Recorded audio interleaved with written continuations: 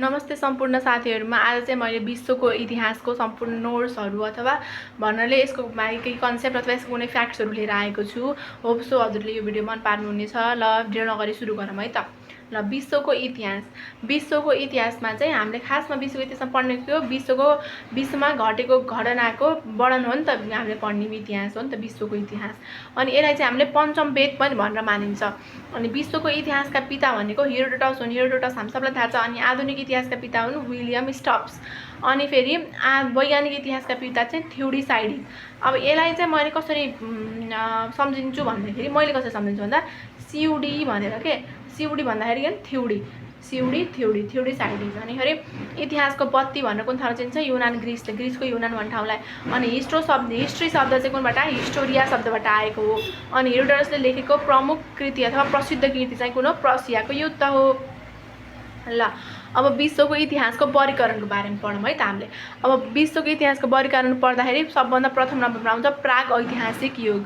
यो प्राग ऐतिहासिक युगमा चाहिँ हामीले ढुङ्गे युग पनि भनिन्छ र यसमा चाहिँ मानव सभ्यताको विकास पनि भएको युग हो।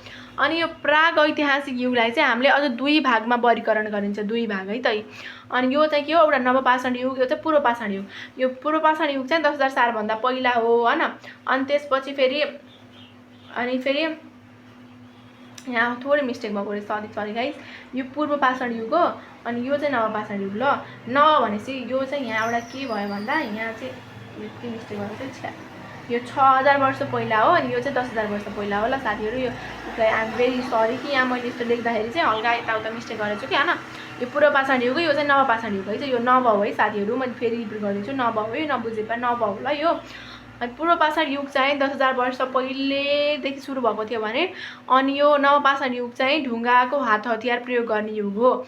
अनि त्यसपछि हेर्नुस् है, ढुङ्गाको हात हतियार प्रयोग गरिन्थ्यो। अनि 10,000 साल पहिले हो यो, यति मात्र हुन्थ्यो त्यहाँ त्यति बेलामा। अनि फेरि यहाँ चाहिँ अझ एउटा फेरि के गरिन्थ्यो भन्दा आगोको प्रयोग गर्न सुरु गरेको थियो कि आगोको प्रयोग।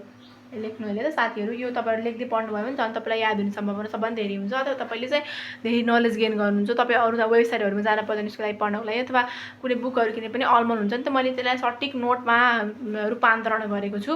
अनि त्यसपछि फेरि नवपाषाण युगमा चाहिँ 6 वर्ष अगाडि भएको थियो। यतिखेर हात हतियारको प्रयोग गर्न सुरु गरेको थियो भने माटाको भाँडाकुँडा पनि प्रयोग गरिन्थ्यो। अब चाहिँ हामी प्राचीन युगको कुरा गर्छौं। अब प्राचीन युग चाहिँ कस्तो भन्दा व्यवस्थित समाज र सभ्यताको युगलाई हामीले के भनिन्छ, प्राचीन युगमा चाहिँ के भएको थियो, व्यवस्थित समाज र सभ्यताको विकास भएको थियो भने ईसाको 3औं शताब्दीदेखि 5औं शताब्दीसम्मको युगलाई चाहिँ हामीले के भन्छौं प्राचीन युग। 3औं शताब्दीदेखि 5औं 3 to 5 यसरी बुझ्ने।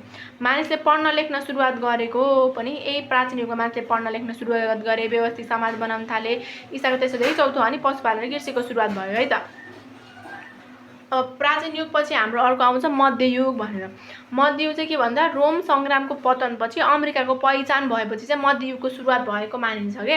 अनि यो चाहिँ 450 देखि 1492 सम्मको युगलाई चाहिँ हामीले के भनिन्छ मध्ययुग भनिन्छ। अनि यो अमेरिकाको पहिचान गर्ने व्यक्ति चाहिँ को हुन्, क्रिस्टोफर कोलम्बस, जुनले चाहिँ 1492 अक्टोबर 11 को दिन चाहिँ के गरेका थिए, अमेरिकाको पत्ता लगाएका थिए। अनि सामन्तवादको उदय पनि मध्ययुगबाट भएको हो।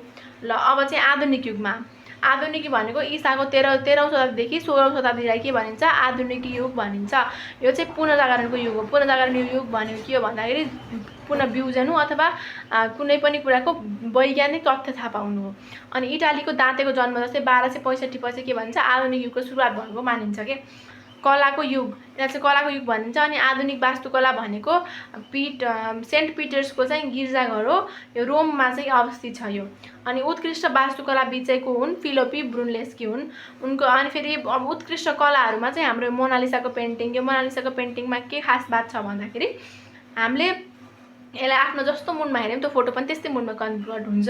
यो चाहिँ लियोनार्डो दा विन्चीले बनाउनु भएको हो। लास्ट जन्म चाहिँ माइकल एन्जेलसले र सेस्टिना मेडोना चाहिँ राफेलले बनाउनु भएको चाहिँ एउटा ओइल पेन्टिङ हो, ओइल पेन्टिङ हैन। अनि त्यसपछि यिनीहरु चाहिँ हामीले त्यो जमानामा बनाएका कलाहरु हुन् जुन अझै पनि कति धेरै आधुनिक देखिने गर्दछन्। अब चाहिँ हामी विश्वका इतिहासका सभ्यताहरु पढ्छौं है त। अब विश्वको इतिहासको सभ्यतामा चाहिँ एउटा के भयो मेसोपोटामियाको सभ्यता। यो मेसोपोटामियाको सभ्यता भन्छ कस्तो भन्दा मेसो मिलाउने, पढाइको मेसो कसले मिलाउँछ, पढाइको मेसो पढाइको मिसो कसले पनि आउँछ टियुले। भनेपछि टी भनेको टिग्रिस नदी, यु भनेको युफ्रेटस नदी। Tigris Euphrates Tigris Euphrates. यो सिरियामा पर्छ, यो चाहिँ इराकमा पर्छ।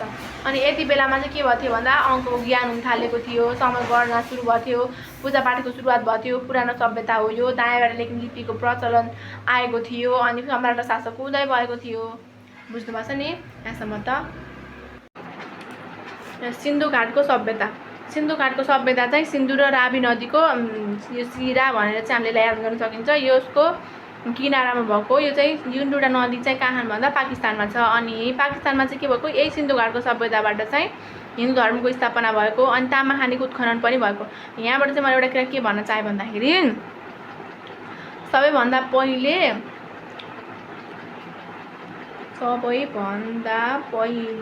प्रयोगमा आएको